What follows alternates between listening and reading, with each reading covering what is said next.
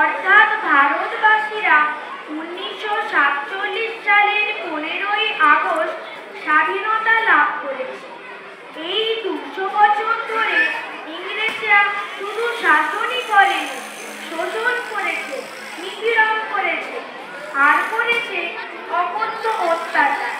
এই শাসন, শোষণ, নিপীড়ন থেকে আমরা সহজে মুক্তি পাই। এই স্বাধীনতা প্রাপ্তির পেছনে আছে রক্তে রাঙানো ইতিহাস, যে ইতিহাসের পাতায় পাতায় লেখা আছে অজস্র শহীদের আত্মবলিদানের করুণ কাহিনী।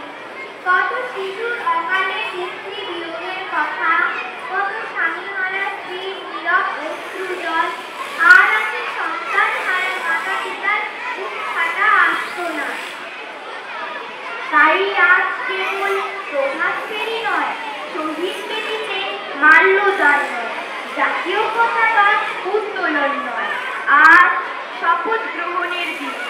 আজকে পূর্ণ প্রভাতে আমরা দৃঢ় কণ্ঠে সমবেতভাবে প্রতিজ্ঞা করব, আমরা আমাদের মাতৃশক্তি দিয়ে আমাদের মাতৃভূমি তথা ভারতবর্ষের স্বাধীনতা অক্ষুণ্ণ রাখার চেষ্টা করব।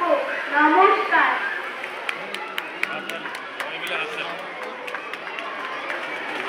আমরা যে সিদ্ধান্ত নিয়েছিলাম যে